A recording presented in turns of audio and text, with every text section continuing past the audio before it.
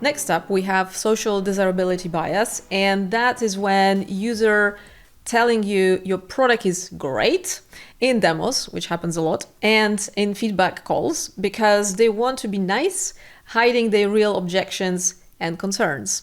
So basically, social desirability bias is when we are confirming with what we think everybody else would say and to be nice to you and not upset you. Yeah, I've seen this. Yeah, very, very interesting one. Oh, mine's just gone blank. So remember, like we had one client and she was testing her product with somebody who we jumped on the call with to kind of observe how she's doing it.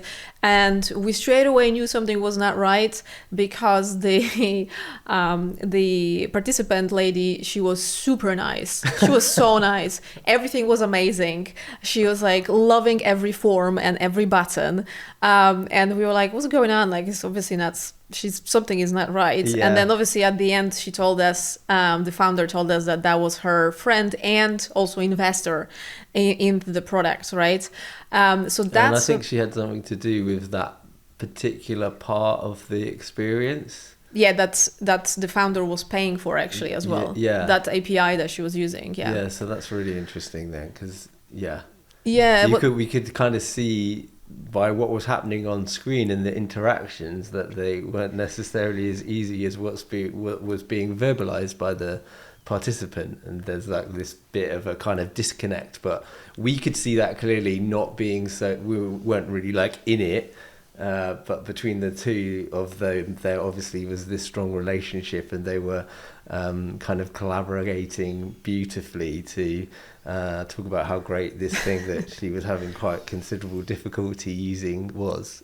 Yeah, well, it was more like she had you could tell that she had problems understanding stuff, but still she was saying it was amazing. So that's like a red flag. I recently so one of my clients, he was running sessions. So I was doing coaching with them, and he was running sessions with some users, and he said to me after that, one of the participants said that, yeah, he definitely would buy the product. He loved it. But then when he was asked why he loved it and what specifically would make him buy it, he couldn't sort of verbalize that. I think that's a very good question to ask, like why you loving it, why it's so great. Yeah. To kind of like double check if they're not being just very nice. Yeah, that's a great practice anyway, isn't it? To the 5 whys, just why, to really get down to the core of something.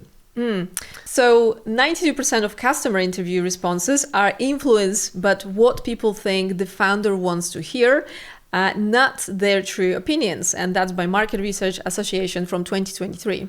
So that's a big number, 92%. Yeah, almost everyone. That is huge. That's huge. So you really have to make an effort in order to extract what people really think, right? And one of the things we always say to our clients, if they want to run sessions with users, they really need to detach themselves with the product and even say that they didn't build the product, they didn't design the product, they almost have nothing to do with the product. They're just there to get the opinion of the participants. Yeah, like in the research field, it's sort of said like it's not great for designers to be testing their own work because they'll also fall a trap into that. It's not necessarily true, but yeah, you see that repeated. So yeah, I mean that's part of the reason of like why it's just so troublesome, isn't it? That figure 92%. Yeah, because it sounds like the easiest thing ever. Yeah, talk to your customers. Yeah, I am talking to them. I've done like 1,600 interviews, but it really just isn't that.